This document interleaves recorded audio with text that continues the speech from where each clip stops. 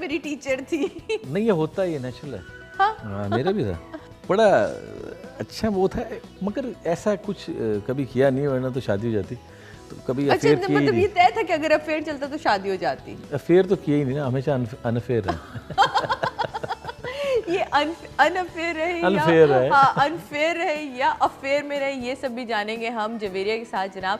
यहाँ लेते हैं एक ब्रेक के बाद मिलते हैं। यकीनन जवेरिया हमारे साथ मौजूद होंगी और फिर देखेंगे कितनी बातें इन्होंने छुपाई हैं, कितने वो बातें जो इन्होंने सच सच बोली हैं, सब जवेरिया से भी जानेंगे। और यकीनन और मज़ीद बहुत सारी ऐसे सवालात मेरे पास मौजूद हैं जो अभी करने बाकी हैं। पर लेते हैं एक ब्रेक के बाद मिलते हैं आपसे। उन्होंने कहा कि भाई अगर मेरी ज़िंदगी में कोई होता तो आज आप नहीं आती, वही मेरी ज़िंदगी में होता, आप नहीं होता। अगर आपसे कहा जाए कि जवेरिया में अगर कुछ चेंज करना हो तो आप? अब तो कुछ नहीं हो सकता।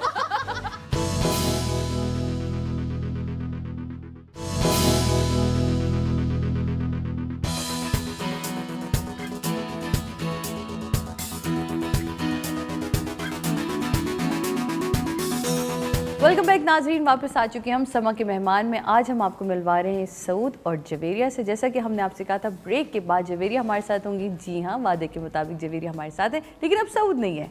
हमने जान के ऐसा किया है क्योंकि अब जानेंगे जवेरिया से कुछ दिल की बातें, कुछ राज उगलवाएंगे। तब तक सऊद चेंज कर कर आते हैं। वेलकम करते हैं अगेन जवेरिया को। वेलकम। तुम बताओ एज अ वाइफ, अब एक फिल्म स्टार से शादी, क्योंकि हमारा तो छोटा मीडियम है ना, टीवी हमारा बड़ा छोटा मीडियम था, हम लोगों ने साथ काम किया। जब फिल्म स्टार से शादी की तो कौन से वाले वो खौफ थे जो दिमाग में और दिल में थे, और कौन सी खुशी थी जो बहुत ज़्यादा थी? पहली दफ़ा रिश्ता आया और मेरी पुप्पो ने बताया कि वो लोग रिश्ता लेकर आए हैं। हाँ। जबकि इनकी भांजी ने फ़ोन किया था कि हम मिलने आना चाह रहे हैं। तो मैंने कहा किसका रिश्ता? पुप्पो ने कहा मैंने कहा नहीं, मैंने कहा आपको गलत फहमी हुई है। पुप्पो कह रही नहीं, वाकई वो लोग रिश्ता लेकर आए हैं। तो मैंने फिर अम्मी से, दादी से, पुप्पो से ये कहा, मैंने कहा मैं कैसे कर सकती हूँ किसी फिल्म स्टार से शादी, कितने स्कैंडल होते हैं और ये होता है और वो होता है, पता नहीं क्या क्या। तो मेरी दादी ने मुझे कहा कि देखो बेटा, जो शख्स डायरेक्ट तुम्हें रिश्ता भेज रहा है, बजाय इसके कि तुम्हारा फ़ोन नंबर लेता, तुमसे मिलने का कहता, तुम, क्योंकि शोबिज़ में तो हम काम कर सकते हैं या किसी भी बहाने से बुला सकते हैं, तो या कोई ऐसी वैसी बात करता, वो तुम्हारे लिए ज़्यादा बेहतर आदमी होता है या ये ज़्यादा बेहतर है जिसने डायरेक्ट अपनी फैमिली को भेजा, इज्जत दी है, डायरेक्ट रिश्ता भेजा है, बगैर ये जाने हुए कि तुम्हारा पास्ट क्या था या तुम अभी क्या कर रही हो या तुम्हारी ज़िंदगी में क्या हो रहा है।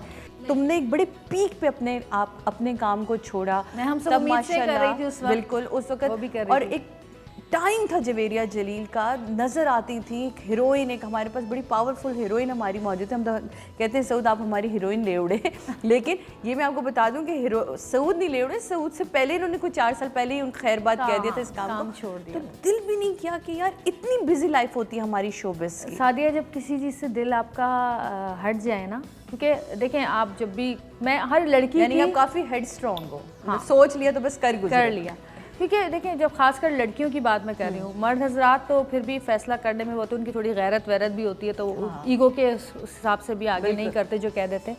लड़कियों का थोड़ा ये थोड़ी सी वो होती हैं कि चलो कोई बात नहीं ये वो, लेकिन मैं कहती हूँ कि जब भी किसी भी लड़की, कोई भी लड़की हो, तुमने मेरे साथ काम किया, मैंने तुम्हारी प्रोडक्शन में भी काम किया है, मेरी फर्स्ट और हम लोग कितना आराम से काम करते थे।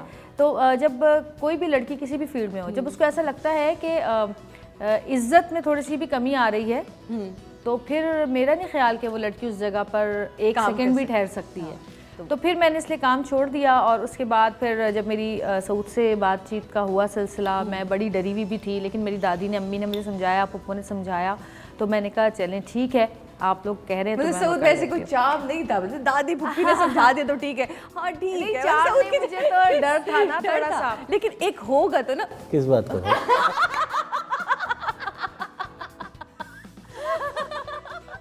वैसे अब ये जानेंगे, लेकिन हम जानेंगे नहीं, लेकिन हमें ये कुछ दिल की बातें जानने के डर बहरहाल होता है ना। फिर मेरी स्टार्ट आप लोग हमारे लिए लड़कियों का, खवातीन, रीमा, मीरा, कितनी सारी औरतों का ये वो सारे डर जो मैंने आपसे पहले पूछे थे, देखे ना। तो ये नहीं, मैं बताऊंगी, चुप हो जाए, मेरी बारी है। तो फिर इन्होंने मुझे खुद फोन पे ही सब कुछ बता दिया अच्छा, कि भाई जो वो मेरा कुछ कोई ऐसा कुछ भी नहीं था, सुबह होगी और मैं बदनाम ज्यादा था, ऐसा कुछ भी नहीं था, और आप जाके किसी से भी पूछ सकती हैं। खवातीन, मैं आपको नंबर दे देता हूँ जिनके भी बोले। फिर अच्छा, रेशम की एक बात थी कि रेशम ने इनके बारे में मुझसे एक बात की। रेशम ने कहा कि सऊद वो वाहिद इंडस्ट्री का लड़का है जो कि बहुत इज्जत करता है औरतों की, और अगर कभी उसका कोई ऐसा अफेयर भी होता है तो किसी को कानों कान पता भी नहीं होता, ना वो चीख चीख के बोलता है, ना वो शो मारता है। और मेरा तो बड़ा अच्छा भाई है, और मैंने तो बहुत, इसने हमारे साथ बहुत हमारा ख्याल रखा है, बड़े हमारे काम किए। तो खैर इन्होंने मुझे फ़ोन पे सब कुछ बता दिया। मैंने कहा कि ठीक है, मैंने ट्रस्ट किया इन पे, मैंने, मेरा जो बाजी था मैंने इनको बताया, इनका जो था सब कुछ इन्होंने मुझे बताया। और फिर उन्होंने कहा कि भाई अगर मेरी ज़िंदगी में कोई होता तो आज आप नहीं आती, बिल्कुल, वही मेरी ज़िंदगी में होता, आप नहीं होती।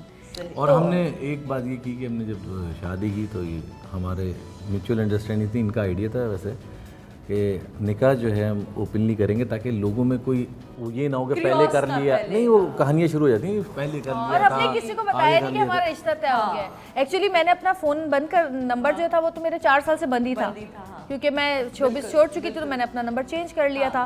फिर घर भी नया था तो घर भी चेंज हो गया था, तो ना किसी को घर पता था, ना किसी को नंबर पता था, और ना किसी को ये पता था कि मेरी जो है ना, सिर्फ शान, रैम्बो और अरबाज वगैरह को पता था, क्योंकि वो लोग रिश्ता लेकर आए थे साथ। इनकी साइड ना ससुराल, पूरे ससुराल को बताया हाँ, और हमारे यहाँ किसी को भी नहीं पता था। फिर जब मेरी मंगनी इनके साथ हुई है, जिस दिन शादी की तारीख तय की गई, उस दिन फिर आकिफ को और आकिफ को मैंने बुलाया, तो आकिफ को ज़ाहिर है फिर पता था। उसके बाद जब शादी हुई तो आज शादी वाली रात आप मुझे तैयार कर रही थी, और मैं तुम्हें आज बड़े मजे का किस्सा सुनाती हूँ जो कि तुम्हें किस्सा पता नहीं है अभी। अच्छा, तुमने मुझे तैयार, तुमने मेरे बाल बनाए थे, याद है? बाल बनाए, मैंने कस के जूड़ा बनाया, पिन्स लगाई, दुपट्टा सेट किया। जब शादी हो गई तो शादी की रात पिने ही नहीं खत्म हो रही, पिने ही नहीं खत्म हो रही, पिने ही निकाली। भैया कोई 100 से भी ज्यादा पिन्स मेरे सर पे ना खत्म ही ना हो। सोचने का ये किसने दुश्मनी की है आज आपके साथ, मुझे लगता है सुबह तक पिने ही निकालते रहेंगे हम लोग। मैंने कहा ये सादिया ने किया है। तो हमने तो उस रात भी बड़ा याद बड़ा यानी कि मैं बड़ी खास पर्सनालिटी मेरी रही इनकी शादी में, देखे था जिसने पीने लगाई है सर पे। बट मैंने वो सब कुछ मोहब्बत में किया था, क्योंकि वो बाल किसी तरह ठहर ही नहीं रहे थे। लेकिन अगेन वो एक, बहरहाल दुल्हनों को इतना ही मुश्किल से गुजरना पड़ता है के साथ। सही, हंसते खेलते माशाल्लाह ये जिंदगी गुजरी। कोई रिग्रेट लगता है लाइफ में? हाँ, एक है। मेरी दादी, तुम्हें तो पता ही है, तुम तो मिली ही हो, और दादी ने हमेशा मेरे लिए बहुत दुआएं की हैं। माँ बाप की भी दुआएं हैं, लेकिन दादी जो थी वो बिल्कुल मेरी माँ की तरह ही थी। तो वो एक पछतावा ज़िंदगी से नहीं जाता, और मैं सबको कहती हूँ कि भाई ज़रा सी भी अपने वालिदैन की या करीबी लोगों की अगर आप सुने कि तबीयत ख़राब है तो फ़ौरन उनके पास जाएँ, आप चाहे दुनिया के किसी भी कोने में हो, आप फ़ौरन वहाँ जाएँ। क्योंकि वक्त और लम्हा हमें, वही कहते हैं ना कि ये वक्त आपको बता के नहीं आता